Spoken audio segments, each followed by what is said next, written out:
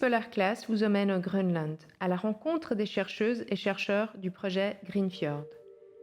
Nous nous intéressons maintenant à l'équipe Océan, qui étudie l'eau des fjords du Groenland.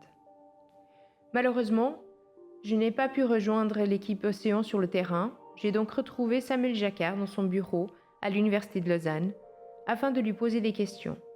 Samuel est le responsable de l'équipe et il m'explique d'abord ce qu'ils étudient exactement.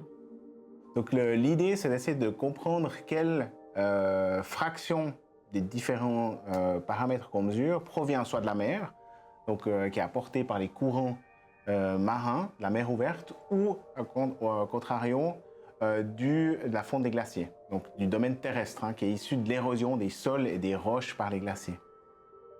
Pour bien comprendre le travail de Samuel, il faut d'abord savoir que l'eau d'un fjord regorge de vie. On y trouve de minuscules algues, de tout petits animaux appelés zooplancton, et bien sûr aussi des animaux plus grands comme les poissons et les phoques. Les petites algues et le zooplancton sont une nourriture essentielle pour les poissons et les animaux plus grands. Mais les algues aussi ont besoin de nourriture. Ce sont les fameux nutriments. Les nutriments sont de minuscules substances ou particules présentes dans l'eau qui aident les algues à grandir.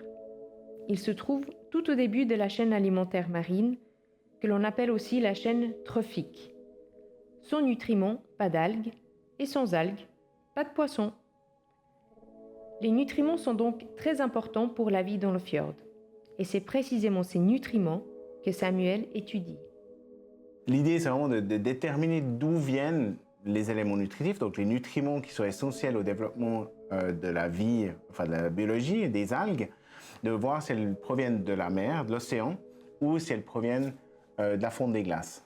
Il faut savoir que la fonte des glaces, elle est accélérée, elle est de plus en plus rapide, et l'eau de fonte, il y a de plus en plus d'eau de fonte qui rentre dans ces fjords, et qui va changer aussi toute la dynamique de la biologie et des espèces d'algues qu'on trouve dans ces fjords, avec évidemment des conséquences après pour ce qu'on appelle la chaîne trophique, de tous les poissons qu'on y trouve et les organismes, les crustacés, etc., qu'on peut trouver dans ces fjords. Et évidemment, avec le changement climatique, les glaciers fondent de plus en plus vite et donc déversent plus d'eau douce dans le fjord. Cela aura sans doute des conséquences sur le fjord et la vie dans le fjord, mais quel genre de conséquences? Et est-ce que c'est mauvais? C'est pas forcément mauvais pour le fjord, c'est juste différent. Donc le fonctionnement du fjord va être affecté. On a l'eau salée, qui est un peu plus lourde, un peu plus dense, on dit, que ces eaux de fonte qui arrivent.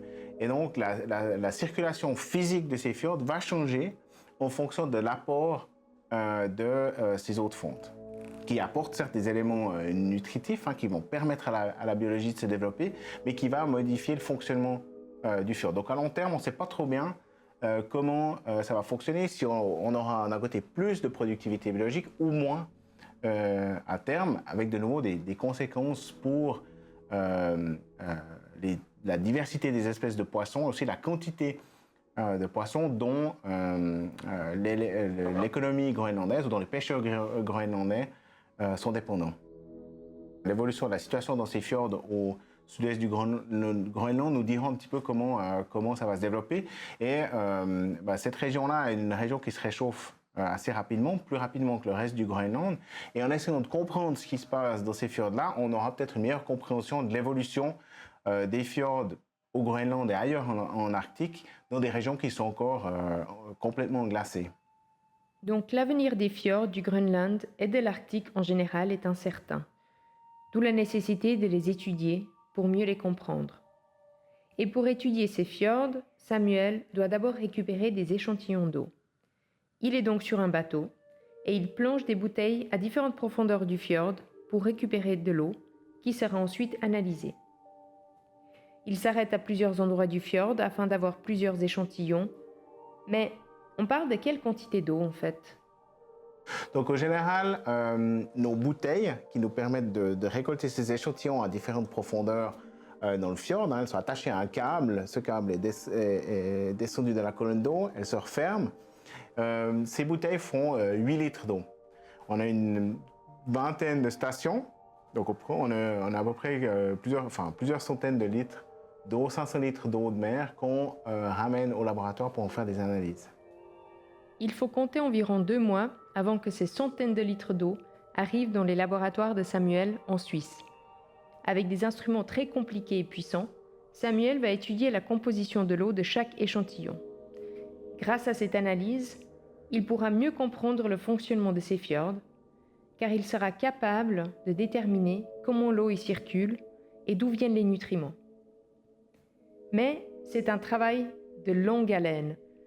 Ça prend des mois et des mois pour arriver au résultat. Et tout cela, ce n'est que pour un seul fjord et pour un seul moment précis. Et c'est pourquoi Samuel retourne régulièrement sur place afin d'observer sur plusieurs années comment tout cela évolue et se transforme. Il m'explique cela plus en détail. L'idée, c'est vraiment de comprendre sur le long terme, en tout cas à moyen terme, sur une échelle de plusieurs années, comment ces fjords évoluent. On a ces glaciers qui se retirent de manière très rapide. On peut voir d'une année à l'autre le retrait de ces glaciers. Donc, il y a une fonte très importante des glaciers, tout comme dans les Alpes, par exemple. Et l'idée, c'est vraiment de retourner chaque année dans un premier temps, et peut-être dans 5 ans et dans 10 ans, pour voir comment ce système aura évolué au cours du temps. Merci Samuel de nous avoir donné un aperçu de ton travail. C'était passionnant. On te souhaite plein de succès et on t'envoie beaucoup de patience pour analyser toutes ces eaux.